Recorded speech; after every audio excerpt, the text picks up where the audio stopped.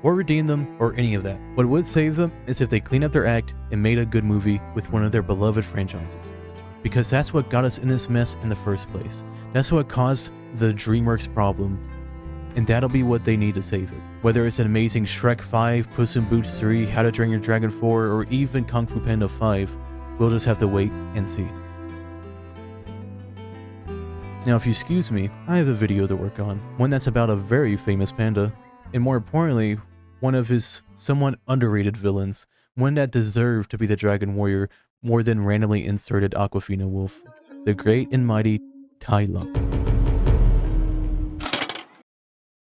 And then I made a 31-minute Tai Lung analysis deep dive video thing talking about how great Tai Lung's effect is on his film Kung Fu Panda, which I'm only talking about that to keep a timeline of events. And also since the next sections sometimes play off you having that information of that whole video existing. Before I talked about how I made the Wild Robot video because of the counterpoint and scientific commenters were making. Well, that spun off into various other ideas, with me adding more and more topics into different videos until now, where I put them all into one big video to be done with this conversation for good, or at least until there's something interesting to say again. These will contain scripts and ideas I originally planned for individual videos, so be ready for some to feel like you're watching a playlist of this random matter guy ramble about DreamWorks like a lunatic in various different videos, like an actual lunatic madman.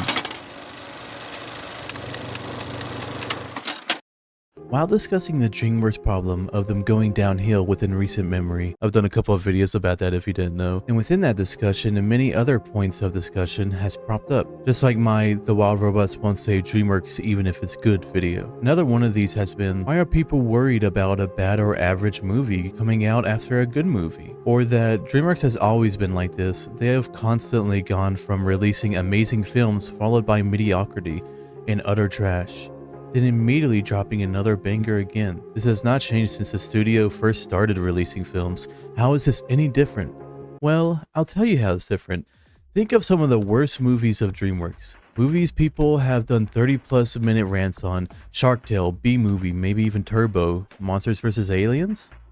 People have always complained about when DreamWorks has had a miss, just like with their more recent movies. Of Trolls 3, once again I haven't seen it, stop asking me to see it, I don't wanna, and Ruby Gilman, Teenage Kraken, which was very average and honestly boring, with the only positives being it looking pretty and having an interesting enough concept. The reason we don't care about these movies flopping, even within the previous bad to mid movies of DreamWorks past, is because these are franchises or series we didn't care about in the first place. I personally don't care too much about whether or not a Madagascar movie is going to be good or not, because this series has never had a moment to cause that in me. To me, they're just comedy movies with some funny characters, unlike Shrek, who for the first film achieved even a little bit more through their character development and the iconic Hallelujah scene. Which brings me to the next point of DreamWorks being bad in the past. You loathe, you despise it, the cinematic disaster, Shrek the Third.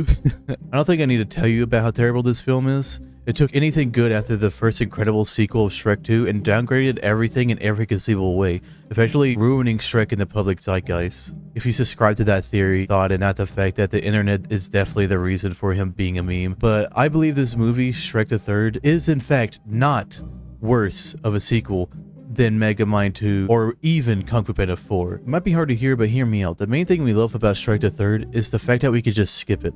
It's not tied to the fabric of the film franchise where you have to watch the movie to understand. The only aspect or plot of this movie that carries over to the next film is that Shrek has children in Shrek Forever After. But within the time between Shrek 2 and Shrek Forever After, you could just assume that this happened within the time skip of the opening montage of the film, showing Shrek settling down with Fiona, now married with kids. The montage is conveying that enough time has passed for the monotony of life to begin catching up with Shrek, which is the plot of the film. All this to say that Shrek the Third is entirely skippable within the canon of the series, and that the new DreamWorks has a similar concept with the fans, but instead with not watching any of the new movies of their franchises.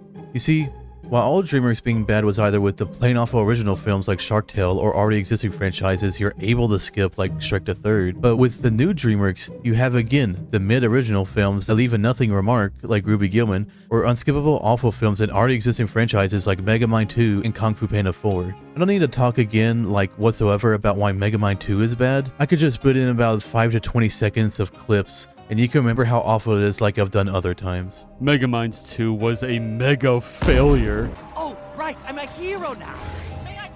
What Oh is right, your- I forgot. I'm not evil. What do I call it? A piece of shit. But Kung Fu Panda 4 has a nuance pad that I didn't even notice before I started making my Tai Lung video. Go check that out whenever you can. I didn't even think much of the movie when I first saw it, so overall I thought it was a not needed fourth film. But then I started thinking about it. The fact that Zen became the Dragon Warrior is kinda wild change of status quo that really doesn't feel earned at all. Like, for Po, the entire plot of the movie was Po figuring out how to be good at fighting in his own and unique way. Which came to a head when Tai Lung and him fought, leading to Po's mastery over Kung Fu being better than Tai's brute strength. With every character and just the world of the film having Tai Lung's presence be felt. So the fact that Po defeated this person that was so dangerous he could escape from impossible chains, beat the Furious Five, use chi techniques, and defeat Shifu, when Po shows that he is so different from all the rest of the Kung Fu fighters of the series by defeating Tai Lung in his own way, that is when he became the Dragon Warrior. It's not just a title for the strongest Kung Fu guy in the land, it's for someone completely different that can bring balance and peace to the lands. Xin doesn't deserve to be Dragon Warrior. Not because of her being a Megamind 2 quirky girl that is good at various things. It's because she hasn't earned it. Being Dragon Warrior is more than just someone who's good at stuff. Which, to be fair, she is really good at stuff and can do the right thing in the wrong space. But if that was all you needed, then Tigress, or the Soothsayer, or basically so many various already existing characters would make much more sense. But it's just so obvious they made this movie just for Po to choose her, and not in the same way of the other films. Like Kung Fu Panda 2, we know from the beginning that Po needs to have inner peace, but we spend an entirely separate journey to get there. And when we think of Lord Shin, we don't think of someone that's just invented for Po to learn inner peace, and that's because of these films being very good at having multiple layers and complexities that you may not realize on your first viewing when you're goo goo gaga like me as a baby. And with the first movie with Tai Lung, you can see how his presence affect various characters before he even meets Po, making the world and characters much more attached to the movie's goal of getting Po to become the Dragon Warrior. He gets the role in the very beginning of the movie out of nowhere, resulting in the entire movie to build him up to basically what he already had in title's sake, but now for his and everyone else's sake. It feels like the characters and writers of Kung Fu Panda 4 didn't remember what this role meant and why throwing in someone seemingly just to be a commercialized main cast character that's in a fourth movie that broke up the perfect finale they've had with their original beloved trilogy. Which is why new DreamWorks being bad is worse than old DreamWorks being bad. They can't go back from this choice. Unlike Shrek the Third, where you can skip this stain in an otherwise beloved franchise, meaning that there could still be an amazing Shrek trilogy with Shrek 1, 2, and Forever After. With both Megamind and Kung Fu Panda, even if they somehow create another fantastic film, we'll still have this ugly middle chapter that the viewer would have to watch to understand the next one. Which is honestly really annoying and sad. The future viewers will have to deal with these multiple missteps for the rest of these franchises' existence. A Rush movie is forever bad. A quote said by Miyamoto, the video game guy, that can also be said for movies. These movies are forever in these amazing franchises, to the point that if anyone watches Shrek for the first time, they might stop after the third one, and not get to the underrated heartfelt finale of Shrek Forever After. But also, as Miyamoto once said, Mamma Mia, that one's from Mario. Even with all that said, I still have hope for Kung Fu Panda and all of DreamWorks. They can still make good movies. I bet that Wild Robot is going to be an interesting watch, but I still can only hope that Shrek 5 will be good. Because honestly, many of these other franchises can go into the dirt with only Shrek-related content being good, and I absolutely love the Shrek company that makes no other films I watch. But in all actuality, if the next Shrek movie isn't at least good, then I give up on watching these movies as a consumer. And instead, watch them as a reviewer guy, Airhorn. As a YouTuber, I need to watch and review any and every product that appears in relation to the topics that I talk about. Woohoo! Yeah! But in even more seriousness, I will always hope for these movies to be good, as I do for every movie to be good, especially if it involves something that I care about, and I really do care about DreamWorks. Out of every company that makes these large animated films, DreamWorks has always been my favorite. I like how compared to Disney and Pixar, they aren't scared to use comedy and seriousness to make their E for Everyone films. Like how Shrek is a funny Scottish green ogre guy while also being a great character to relate to on body positivity and commitment issues. How Kung Fu Panda shows a funny fat panda who uses his inability to be normal into being even better than all the rest. The fact that Shrek Forever After was a story about a married man with children dreaming about fantasies of when his life were simpler, it's kinda wild to be in a kid's film. In Puss in Boots, that movie is just perfect in so many ways. Talking about not feeling a belonging in an adoptive family, having commitment issues, not wanting to grow up and get serious about life, and believing that you'll be okay opening up to someone and slowing down for the first time in your life, and so much more. That's why I make these videos, because I'm passionate about these stupid little movies, and that you're watching, and are here to listen. So to those saying DreamWorks having inconsistent quality has always been a thing, people are just mad that they touched two beloved franchises and act as if this is the end for DreamWorks. That's because it is. If these films keep coming out consistently bad within their beloved franchises, we'll no longer want to watch them. That'll be the end of DreamWorks to us. This is why we're worried. We're worried that DreamWorks will become another Pixar or Disney. Disney, within most of their properties, have been pretty bad, which is why a lot of people latched onto Puss in Boots: The Last Wish to begin with. The DreamWorks has always had a problem, but the DreamWorks problem is their worse new DreamWorks being bad, not their not as bad old DreamWorks being bad. Nothing is 100% with their next films coming out, but one thing is for certain: the next time they break up one of their beloved trilogies, we'll all be here for it, whether it's good or even worse than before.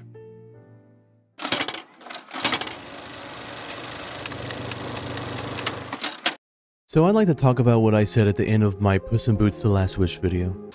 They started to make us believe that they would be the best, that if they made Shrek 5, it could actually be good.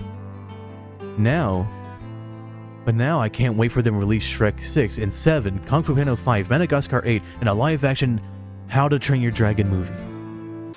When that video was released, I thought the possibility of that happening wasn't zero, so I said it, so I could do a classic "I told you so" whenever it actually happened. Well, it turns out that it might actually be a thing that the comments have since informed me about. I've always seen something about a live-action How to Train Your Dragon movie on the Wikipedia of upcoming DreamWorks movies, but I thought that was one of those wiki entries that had a few rumors about in it, and that was it. Well, turns out that's not just the case. So strap in for this rabbit hole I went down, figuring out what the heck this movie really is, and more importantly, is it real? So let's start where most people start: YouTube or Wikipedia, the best sources of secondhand information that always got the facts. There's this YouTuber named Daz Reviews, who I didn't know too much about until looking for this stuff, but they do a good couple of DreamWorks videos just like me. But more importantly, they go into rumors about cartoons, but even more importantly, DreamWorks business ventures and movie rumors. I even use them as a clip reference in one of my The DreamWorks Problem videos. If you were to imagine the generic story of what is essentially a TV episode with a TV budget expanded to 90 minutes for some reason, yeah, the story's exactly how you'd expect. He made a video called How to Train Your Dragon is getting a live action ... released a couple months ago. Dang, I'm really late to some of this, huh? How come everybody knew about this shish being a thing other than me? When were y'all gonna tell your good old pal Matter, huh? In the video, he talks about how sources have stated that the movie is happening and that the dad's voice actor is going to play the actual live-action dad, with the film being a high-budget blockbuster version of the animated film, having some of the same writers, directors, and producers, meaning that compared to every other live-action adaptation, this one could actually be pretty good.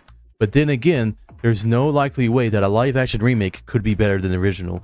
But then again, there's a good chance this film could be at least decent. But then again, you have to remember that this is once again another DreamWorks production that is going back to older properties to add nothing that good or new. I like to be cautiously optimistic about this sort of stuff, but the track record is showing all the signs for failure. I can just imagine a visually dark movie with not that scary CGI dragons that's so slow and boring and just dry compared to the original film.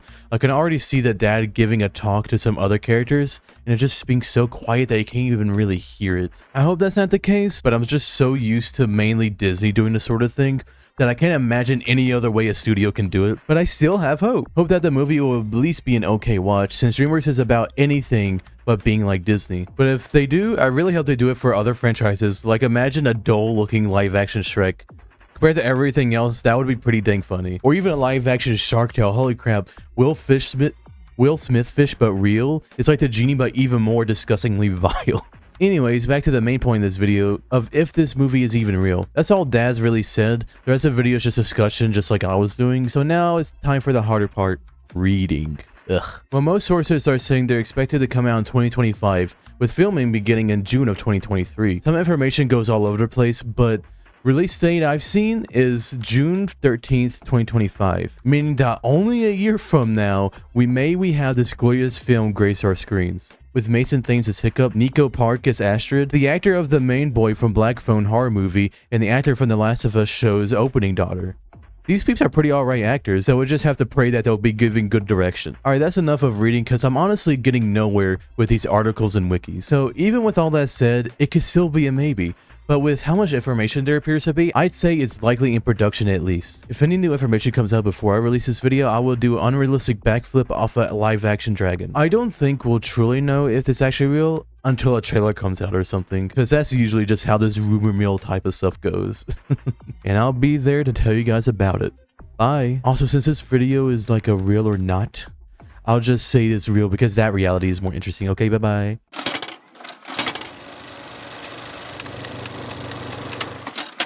For the DreamWorks Problem discourse that fans have been discussing during the release of Megamind 2 and Kung Fu Panda 4, there was another topic that we failed to mention during this newer conversation, and that's the changing of the iconic DreamWorks logo. During the intro of any DreamWorks classic films, it's been a variation of this boy fishing on the moon, that it has really unique and interesting differences for every one of their movies. Shrek has had its ears all over it, the plot of Shark Tales quite literally starts because of it, and one of my personal favorites, the one where the penguins of Madagascar just literally kill him. They just kill the Moonchild and use his rod to fish. They didn't need to do that. I think everyone can enjoy how each movie has a slightly different variation of the logo. Even for movies that don't change it visually, have had different musical variations that set the tone of the film, or at least transition well into the beginning scene. Or just be B-movie and have Barry B. Benson go all the way to the moon and pop the balloons, dropping this child on his no-no zone, causing him to actually make a voice actor noise. Only to take his throne as a person who sits on the moon during the intro. It seems like most films that's a comedy without too much emotional heavy story like B-Movie, Madagascar 2, Monsters vs. Aliens, they just destroy this child for no reason. And also Home basically just does the Monsters vs. Alien intro but just less funny. Kung Fu Panda's beautiful rendition begins in a similar style with the opening dream section of the film, which continues into the rest of the openings for the entire trilogy. Even Boss Baby, I'm the baby Jesus, at least begins with the symbol being one of those little baby spinny things that's above a crib. And of course the last one before the change, The Bad Guys, which has the main wolf guy just grapple up there without even needing to annihilate this child. This movie is called The Bad Guys and he doesn't even do as much damage as Barry B. Benson. Then the change happened. Starting with the peak film of Puss in Boots: The Last Wish, every movie afterwards will have the same intro scroll for every film with the exact same music for the exact same amount of time. I would list all the movies that have this, but it's just any movie released after The Last Wish. Quite literally no difference. Even with older movies, when it looked the exact same, you could at least get some music variation that sets the tone. And the main problem I have with this is, why? Why did they do this? Now for quite literally every movie that is released by them from now on, you'll see The Bad Guys, How to Train Your Dragon, Kung Fu Panda, Boss Baby, Trolls, and ending with their very first film that started what they are now, Shrek. Did I say that all these were the exact same? My bad. A movie does have a variation. Trolls 3. Yep, that's right. I just watched the beginning of this movie so I could see the logo intro just to see the variation. And guess what there is? Some different movies are shown, like Puss in Boots and Madagascar, meaning that the only variations be switching out the movies if it's from a franchise that the movie is about. Yes, they do change the second the logo scroll ends for any other movie to make a more Trolls version of it. Still, that's more of a side note because that's only used as a transition into the film. The Last Witch and Ruby Gilman do the exact same thing. This is very much nothing compared to what I've talked about before with DreamWorks, with their films getting worse and not respecting their beloved franchises just for the money. But I believe this kind of just exemplifies this very issue. Instead of making every film unique and memorable, they just want to do what every company does now, just make more and more with an intro only to remind you when they made other more unique and thought-provoking films. The only openings that have actually changed are the ones given to other studios and streaming services like Orion in the Dark on Netflix and Megamind vs. the Doom Syndicate on Pupak, where Megamind is the laziest and ill-timed one by just literally zooming out of a still shot that Megamind swipes away before talking to the audience, which just actually sucks. This studio used to have intros that mean something to the film. It was a way for the studio to say, hey, at least this film was made by us. Even if you don't like it, we at least tried. That may be me being a meanie about how DreamWorks is now, but with how the studio has been for the past bit, I honestly just want a good movie again. But even if that does happen, this intro will still be there. Even when you go to watch an amazing film of Puss in Boots: The Last Wish, you are going to see Boss Baby. And I think that's something to complain about. You know, if B-Movie was popular enough to get a franchise, just like their other comedy-heavy films like Boss Baby or Madagascar, we would see that in the intro of these iconic films. Same thing as Will Smith Fish Shark Tale. Will Smith Fish Shark Tale. Will Smith Fish Shark Tale. Say that 3 times fast and I'll get you a cookie. Yes, the animation music is absolutely incredible, but I can't help but to think that we're missing something special with this change. It doesn't do the film you're watching any favors by showing some random other movies that the company you're watching made. Like, imagine before you watch any Netflix movie, it shows Stranger Things or any other iconic franchise before you watch the movie. Kung Fu Panda 2's intro gives tribute to Oogway, but Kung Fu Panda 4's intro gives tribute to the Boss Baby. This isn't like Marvel, to where the movie you are watching, when you see that flipping comic book logo, are connected to every other movie with that logo. Whether it's directly in the same continuity of the MCU, or it's just one that's in the multiverse. There's no overall story where all the DreamWorks films are put together into the same universe. If there was, I would post a video apologizing for an hour about how I'm sorely mistaken and that they are much more clever than I previously thought. But until that day, it seems why did I say that? But until that day, it seems like just the same contentifying that most of all entertainment studios seem to be after within recent memory, making things to be products over a product that has any value. And that's why I'm sad about a thing. If you enjoy, then thank you. Bye-bye. Wait, I wonder what the intro for live-action movies would be. Do you think that'd be the exact same, but like realistic? Would Boss Baby just be a baby? Like just a regular-ass child? I don't even think that related to what I said before, but the idea of just a realistic, it's just a baby. Or would they make him have his proportion? Ew, that's gross. I'm gonna stop talking about this now. That's just nasty. Since this next section is about Kung Fu Panda 4, this video is actually edited by my wife, who I went to go see this movie with, if y'all remember from earlier. So get ready for my wife's awesome edits that'll blow mine all out of the water, across the ocean and onto another shoreline. Here is my wife's edit of me talking about Kung Fu Panda 4.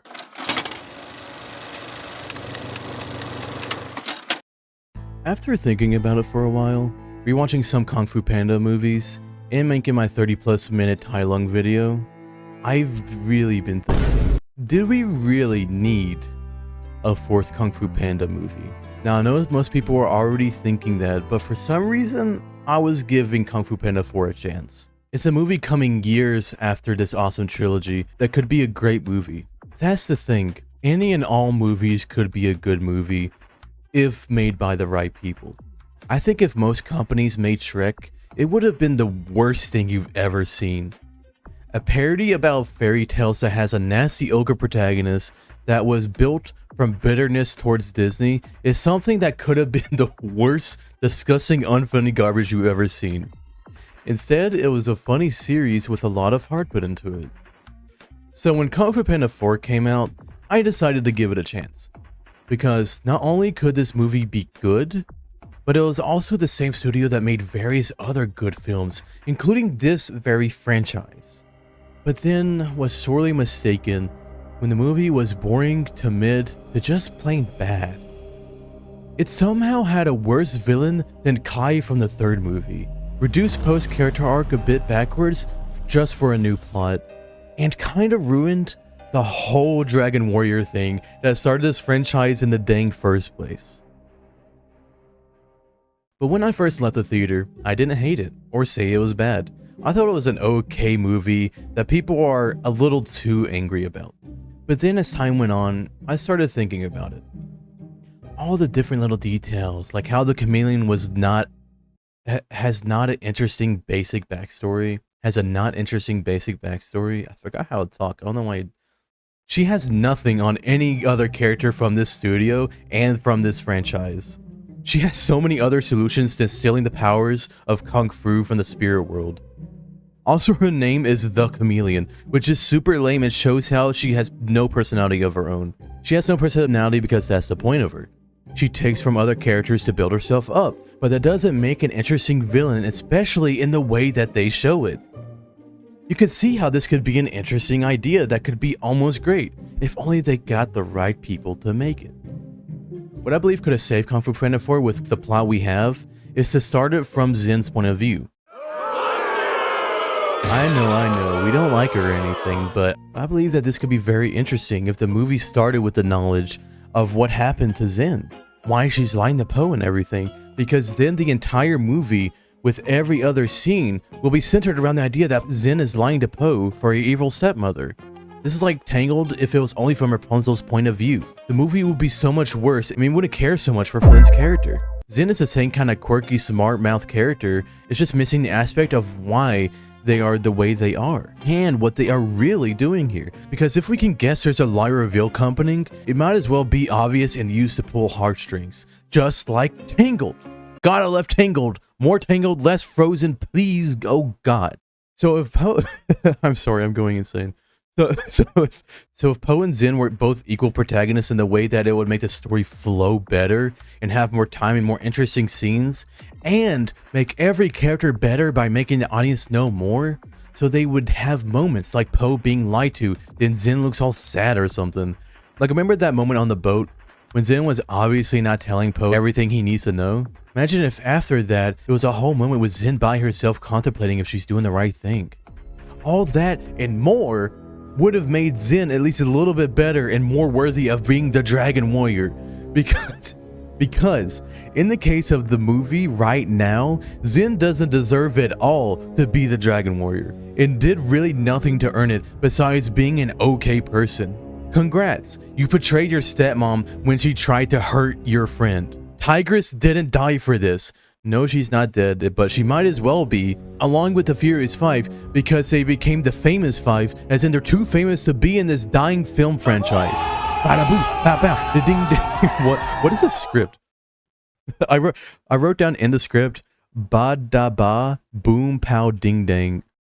Ba da da boom pow ding dang. What a zinger from Mr. Matter that deserves a 10 billion subs right now. Thank you, bye bye. But wait. This video isn't actually over because we need to talk about Dragon Warrior and Tai Lung. Because Tai Lung didn't die for this, and yes, he is dead. Tai Lung trained his whole life to be the Dragon Warrior, but became so blinded by negative emotions to truly become the Dragon Warrior. The first movie took a lot of steps to show Tai Lung is dangerous and emotionally and physically throughout the entire feature, all to build up Po as the legend he truly is.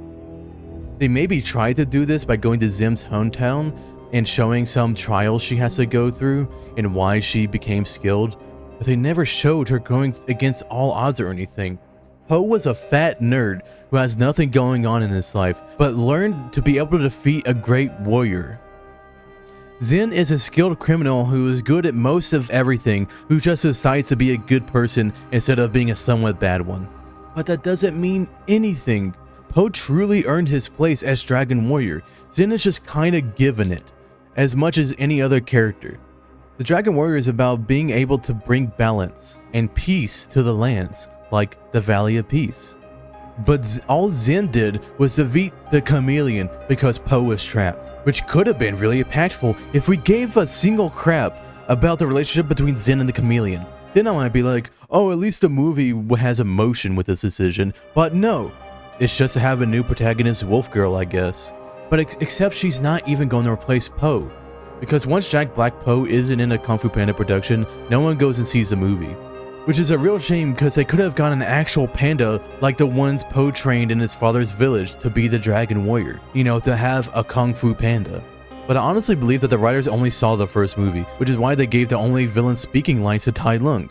Which is something that makes me enjoy a bit about this movie. That makes me almost enjoy a bit about this movie, though then makes me disappointed again, because instead of making a fun character talking Spider-Man No Way Home type mess, it's just occasional dialogue from only Tai Lung.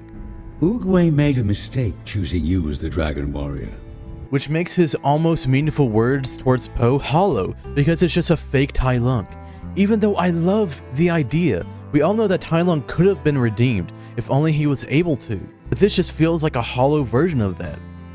So with all that, no, we did not need a fourth Kung Fu Panda movie, but that doesn't mean it couldn't have been good, even with the story beats and characters they have.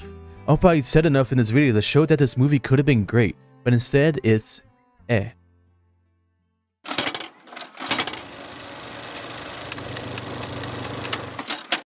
Do we really need a new Shrek movie.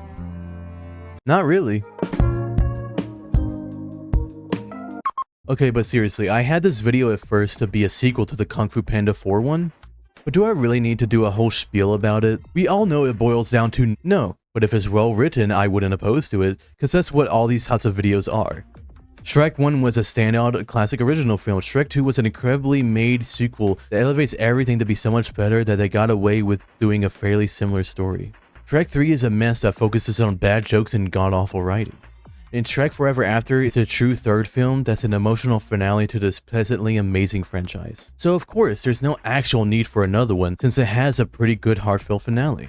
But of course, it's going to come anyway at some point or another, which it kind of did with the two Puss in Boots movies, both coming out after Shrek's Forever After. The first being an okay movie with pretty boring pacing, and The Last Wish being an incredibly made sequel that elevates everything to be so much better that they even got away with doing a fairly similar story. But of course, just like Shrek 2, they added so much more that is just actually great. But with The Last Wish, they added so much more than Shrek 2 that it's definitely a better sequel, with how just no one talks about the original when they talk about Puss in Boots. The only time they talk about the original is Humpty Dumpty's bitch ass being funny sometimes.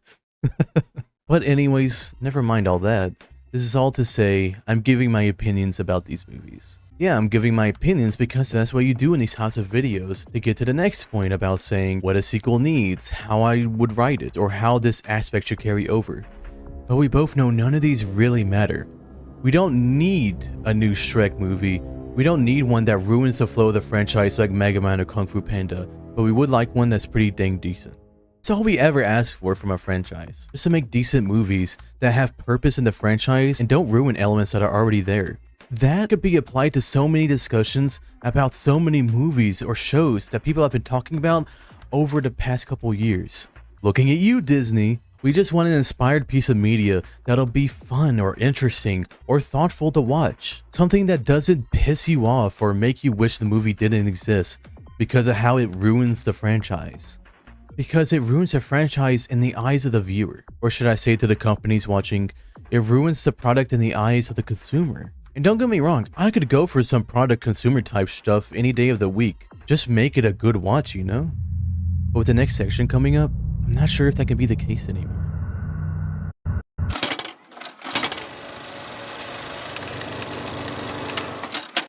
This may be hard to say, but I don't think DreamWorks may be the same ever again.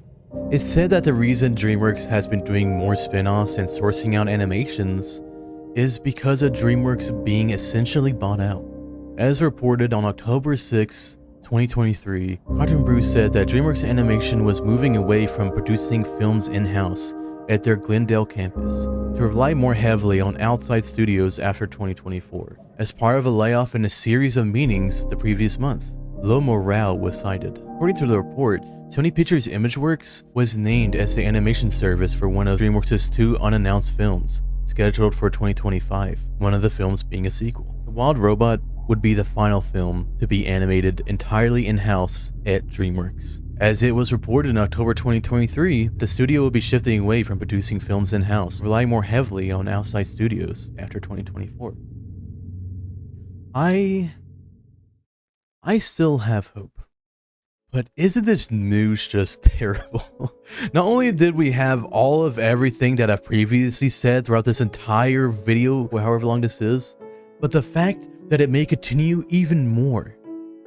Before, it was just DreamWorks themselves to blame for what's happening, but now there's layoffs and being run by other companies all coming to a head with reportedly low morale. And the fact that The Wild Robot will be the last in-house DreamWorks movie is crazy. I'm gonna be honest. With how the studio went after Puss in Boots, I believe that should have been their final film. It's just too poetic. Their first big film that found out what their studio would being the last film that they make. Being an artistic and beautiful film that can be judged and loved for generations. And the fact that the film is called The Last Wish. I mean, come on, you gotta admit that'd be cool.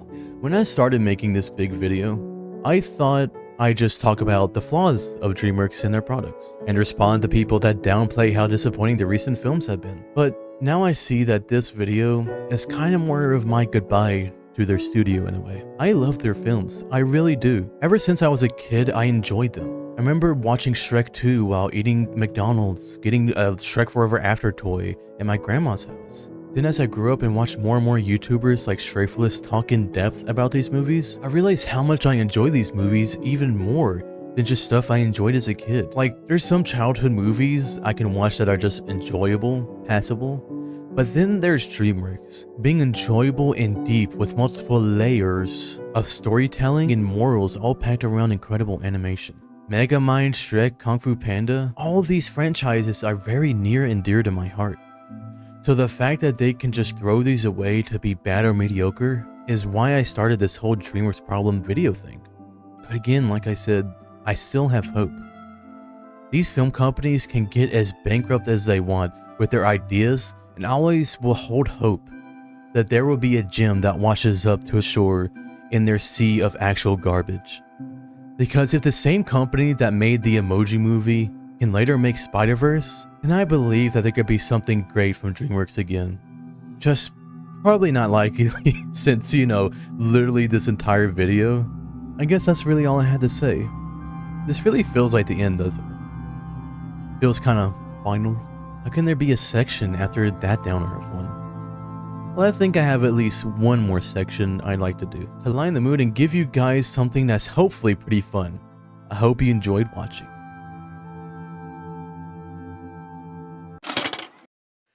All these previous sections have been sourced by the comments on all these videos that came before my Tai-Lung analysis deep dive video thing, and other ideas I've had afterwards.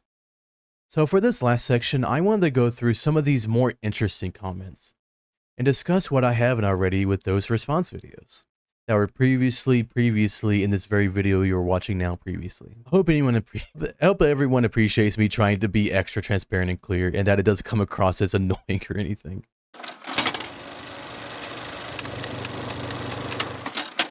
Before I start, I'd like to thank each and every one of you for watching and reacting to my videos that I've made. I know the main one has been the Puss in Boots video, but I still appreciate all your responses and feedback to that little video I did, so sincerely, thank you guys. So, to wind down this overall long video, it's time to look at what you guys, the viewers, have to say. Most of these ideas and thoughts have come from you guys anyways, so why not respond to everything I can and haven't already? I like how people shit on Disney in 2022 because The Last Wish did well and then never compared them last year with Ruby Gillman. I also thought this was very strange. When me and my wife and Timmy saw this movie, we thought it was so dry and boring. I thought the idea could be cool, but it just didn't deliver. The animation was nice though, but I think most people started paying attention to the whole everything being bad because of it being the franchises we cared about. Because do you really care that Ruby Gillman was mid compared to Kung Fu Panda 4 being mid? Since you have an attachment to the characters, it hurts even more when they flub up the area they used to be good at. Just like with Star vs. Ruby in most Pixar or Disney sequels. I really miss the Paramount era of DreamWorks, and the Universal era is muddy. Universal actually got DreamWorks in 2016, which, under their era, included How to Train Your Dragon's finale, The Bad Guys, and the infinitely praised Puss in Boots: The Last Wish. It just really has to do with their changes of production, which was under their leadership, I grant you,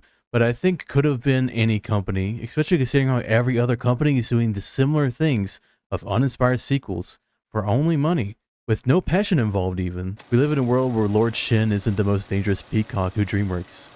I like this joke, but it feels like one of those jokes that's posted everywhere. Also, that solely deals with Megamind versus the Doom Syndicate, and not any other films that I've made in this discussion. Animation community, but DreamWorks Animation is going to replace Disney Animation after 2024's DreamWorks Content T comes out. Very poor choice of words.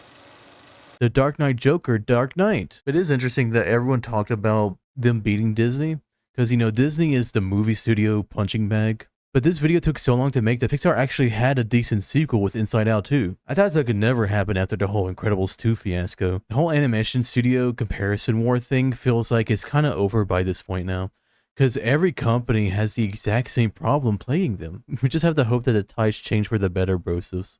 Maybe I don't want a Captain Underpants sequel anymore. That's a big sentiment I've seen going around the comments. They're like, man, I wanted a sequel to something I like, but now that it's likely going to be bad, darn it, I don't want it anymore. I don't know why that's my tone for some of the comments, but just roll with me here. But that's really understandable. The reason I wanted to put a full warning about how severe this can be is because I'm also worried about these great franchises. But you shouldn't not want something to release because of it, in my opinion. Because it's always possible for a movie to be good from a bad company, or at least okay. I'm not trying to be a downer doomer video essay person. I just want everyone to have realistic expectations. I hope movies will be good, but I've been heard enough to know that it's just likely not going to happen for most of them. I'm worried about Shrek 5. The 4th movie was the perfect ending to the franchise. Also, they better not make Madagascar 4. It does not need a 4th movie. Other than Penguins of Madagascar spinoff, the closest thing they could do is make a King Julian spinoff. I like how this started with Shrek, then just got taken over by the Madagascar. But they just are going to make a new Madagascar. They are going to make sequels to everything that can make Moolah Dollar bills. At least if the company keeps going this Disney Pixar Illumination way of things. Megamind 2 looks like an in-game cutscene from Sonic 06. It's laughable. Oh my gosh, it really does. Actually, you know, that's a disservice to Sonic, honestly. That should at least can compose some shots well. Not to mention some randomly beautiful scenes that all the budget went into. Good thing my brother never knew about the Megamind sequel. Well, I'm glad too, I guess. What the fuck does that mean? What would he have done? Are you okay? Did he figure it out? Are you safe? I like that someone gave the bad guy some credit. That movie is so awesome. Yeah, honestly, it's weird that nobody talks about it too much. I guess it doesn't have the impact that their other films have. But it wasn't bad, you know, despite the name, those guys were pretty decent. Well, for context, the studio, you know, the animators and everything, that made everyone beloved childhood films like OG Shrek and Megamind no longer exist. This is due to DreamWorks shutting down those studios around the time of Captain Underpants, the first epic movie. Now they fired and let go of all their animators. I don't know how true that is, but that's pretty close to what I said about the Wild Robot being their last in-house and the whole morale thing. And of course, the layoffs that they've done as well. But people are mistaken sometimes to think that the people that once made an amazing movie can make it again. I have to figure out that the writers of the Batman the Animated Series and the Arkham games also wrote the Killing Joke movie that has an intimate scene between Batgirl and Batman, and just a load of flubs when it came to Arkham Knight, when it comes to writing characters and such. I've learned this the hard way. Don't trust a creator just because they made something good in the past. Heed my warning, dear viewers. Heed it! DreamWorks made movie too good, so they fired all their animators, writers, and now we're stuck with the shit ones. It's definitely a much more funny way to put it than the last one. But it is interesting to see how many people pick different movies and reasons to be why they fired everybody. No further comment really, just really interesting observation. Love you. You know they're making a live action How to Train Your Dragon, right? This is actually the exact comment that I saw to inspire that section. It made me realize that it was much more real than I originally thought. The past was rough, but if y'all think DreamWorks' future is bad, then look at their next 3 films. You a time traveler, bro? That's like looking at the MCU revealing their next slate of movies and be like, dang, they think they're falling off? These movies have sick titles. And they're sequels to good films? Ain't no way they can be bad. Sorry if that was mean, but that's just why I made the Wild Robot Won't Save video in the first place. Talk about why a common sentiment doesn't make much sense. Let's all cross our fingers that the Wild Robot would turn out to be the best animated film of 2024. And you know what? I hope it does. I know I made a whole video about how it won't save DreamWorks and then that whole depressing section about it being their last movie, but I hope it's just an incredible movie to be their send-off. I still think The Last Wish would have been a perfect send-off, but let's do a group prayer that every movie will be good forever and always. Amen.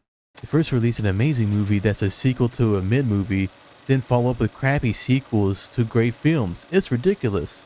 I love this comment because it just recaps the whole Puss in Boots was accidentally amazing video in literally one sentence. Like, my biggest video I've released reduced into one sentence with the "it's ridiculous" at the end to recap my whole mood towards it too. Thank you for being so kind. Help me and these to better understand you. Amen. Glad you're taking my praying to heart, brother. Amen. I'm not even that religious, it's just funny to pray over a company to make better movies. I miss the 2019 logo. Why'd they replace it with a character intro? They could have just made it for one movie, and yeah. First off, I love that this comment has every first letter be capitalized like a YouTube title. That's some shit I used to do. Second off, this may have inspired the DreamWorks logo section. It's either that or because Schaffrillas talked about it as well as the topic of one of their videos. Third of all, that's what I'm saying. Well, that sucks for us. True. I spent a lot of money to get Kung Fu Panda plushies. That's okay. Their previous movies were still good, and the character designs in the new one isn't terrible like Megamind's everything. It's not like you can't associate with Poe's merch anymore because he's canceled or something.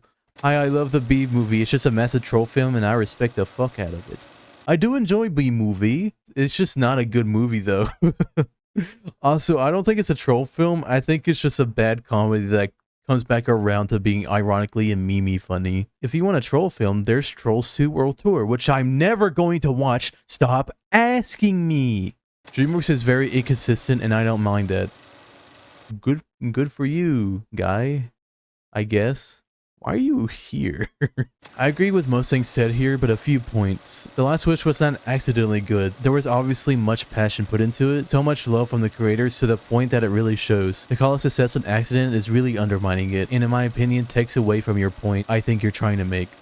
That's very true. I meant accidentally with how the company couldn't reclaim a single bit of how good that movie was in their next products. But I did definitely title it that even more because of clickbait reasons. But it wasn't only because of that, and I hope that counts for something. People believe Puss in Boots: The Last Wish was the beginning of the golden era for DreamWorks, but they were just lucky. That's a really big point too, and why their next films were even more disappointing, because everyone believed that a new golden era was upon us and that DreamWorks will be the golden god of this new era of cinema within animation, which to be fair, they did allude to that at the end of The Last Wish with how they were like, we're going to make a new Shrek and it's going to be as good as the movie you just watched, whole thing, which I hope it honestly does. I've said before I love watching the Shrek company that makes no over the movies but Shrek, and I wasn't fibbing at all. If the only franchise they give that kind of attention was Shrek, I'll be a happy camper. Don't get me wrong, I'll still be disappointed they don't do it with anything else, but your boy's just not gonna watch them. Unless it's for epic YouTube content views, money, merch, content algorithm, viewer retention, buzzword. Last Wish was the best put together movie they've released in the history of their films. Meanwhile listening. Okay, yes. The Last Wish was an absolutely top S tier film. Yes, no argument with that. But be for real a second. You can tell me that when this is a studio that created a masterpiece like Prince of Egypt. Seriously, this is one of their criminally underrated films ever made. Also, Ramses is a better villain than the Wolf/Death. I'm sorry, I don't care what anyone says. Death/the Wolf, Tai Lung, and Lord Shin are chilling, but there are no matching compressants. There are no matching compressants to Ramses as a character. Ramses is the best animated villain to date in general, not just in DreamWorks. I actually respond to this person through my own comments, and they talk about how they get annoyed that no one talks about the movie when talking about DreamWorks. But like, come on man, give a break. We all know this company truly started with what their films are with Shrek. 3D animated comedy films that have some heart to them. Prince of Egypt is not that, brother. I'm sorry. Also, sorry for calling you brother. It's not a gender thing. It's a pal buddy thing, term thing. Like, it's not comparable at all to anything else. Honestly, it's such a distinction I can't really pull another example out because it's that crazy of a difference. I guess it's like how Hellfire is the best Disney villain song, and that's because there's no comparison to how iconic and serious and just cemented statue to being incredible it is compared to its competition. Is it bad that I say the first Puss in Boots movie is way better than the second? Yes! How dare you say Trolls 3 was bad? It was actually pretty good, IMO. I didn't see it and never will! To be fair, I like Kung Fu Panda 4. Not as much as the original trilogy, but it's pretty Disney girl in my opinion. That's what I thought at first until I had a breakdown about Tai Lung or something. I don't know when you said girl though. Like, what did that autocorrect from in this context? Unless you mean... Oh god. I just watched Kung Fu Panda 4 and it's one of my new favorite movies. Burn! Now for the wild robot comments. I hope there's nothing crazy in here. How the fuck is Illumination having a better current run than DreamWorks? That was pretty true. They had the Mario movie, which was better than mid. Minions: The Rise of Gru, which was also pretty talked about and huge, while also being a better movie than other Minions things. And I think people said Migration was like, okay. I did say was, though, because of how Despicable Me 4 was very messy and boring. And I mean, like, worse than usual type boring. What makes it worse is that The Wild Robot is being rushed with 3 to 5 weeks left of animating after the trailer's released. You heard it here first, because I didn't hear from anywhere but a comment, so take it with a grain of salt. But if true, that'd suck actually. Okay, I looked it up, and I see people are talking about even with that exact 3 to 5 weeks number margin. Here's a quote from a Reddit post. On top of layoffs happening at DreamWorks right now, the upper-ups now want them to rush finishing production of The Wild Robot because of the unanimously positive reception to the trailer. Which makes sense from a company perspective, since they're always actually stupid like that for no reason. They're like, oh, people like that concept trailer, let's rush it for fast money. So if true, then the future is even worse, because even good ideas might be rushed like crazy. Like, bro, why? If people like the trailer, just pay for another ad campaign once it's finished. Like, if I didn't make this video, I wouldn't even remember the name of this movie because of that trailer. And I love DreamWorks and pay attention to animation. What stupids am I, right? I love how pessimistic people have become over DreamWorks being saved. I have already accepted DreamWorks as a lost cause, and quite frankly, I'm glad people think the same thing. We need more pessimistic people telling others that everything is a lost cause, because you can't save those who don't want to be saved. That's a lot more pessimistic than I've been trying to be, but yeah, after all the company side information I've learned making these videos, there's just no way they can quote-unquote be saved. Is that Vince saying I'm holding hope? But this company side stuff always makes me be like, bro, do you not want money? Like, why is everyone focused on getting money so fast when you have franchises specifically for that? Just run Trolls, Boss Baby, and franchises like that into the ground to make money for artistic stuff. And or do a Megamind and do TV shows for money as well. Like, we hate that they use Megamind that way, but if it was used to make money for an actually well-made Megamind 2, we wouldn't be that mad, you know? Nothing is 100%. There's always a splitting path to take, a gamble to make. DreamWorks represents that well. It is a studio completely different from Pixar, Walt Disney, Illumination, Netflix, and Paramount Pictures. Understand that being skeptical of a movie's success is either saying it is because I think it is. DreamWorks can always make another Trolls movie just for money, just like Illumination. But knowing what is said, a studio which will subvert expectations. This is a lot of what I've been saying and why I have hope that they can, but there's also being realistic about things. This person may not know all the company side of stuff, but we do now. The odds are still not 100%, but there's just too many signs to start believing in fairy tales. DreamWorks is going to start outsourcing to third-party studios after 2024 to reduce production costs while maintaining quality. The Wild Robot will be DreamWorks' final film made in-house. And this is actually the comment that let me know about this. I made that entire section because of this one comment. That's the reason I know how bad shit is, actually. So thank you for adding an important piece to this conversation. And to all of you that have commented, this legitimately wouldn't have happened without all you guys. If I didn't feel people undermine some ideas, or that the Puss in Boots video didn't do good, or if viewers didn't care and didn't comment with their own thoughts or ideas, none of this would have happened. Thank you.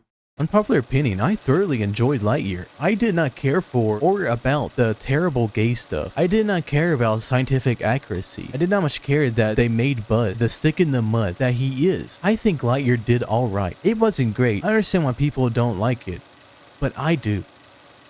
You are wrong! Bro, did I just hear a swear word? Fuck you! So, I hope you guys enjoyed this deep dive into the DreamWorks Problem. And remember, even though times can be dark, there's always some light, even if you gotta make it for yourself. Bye.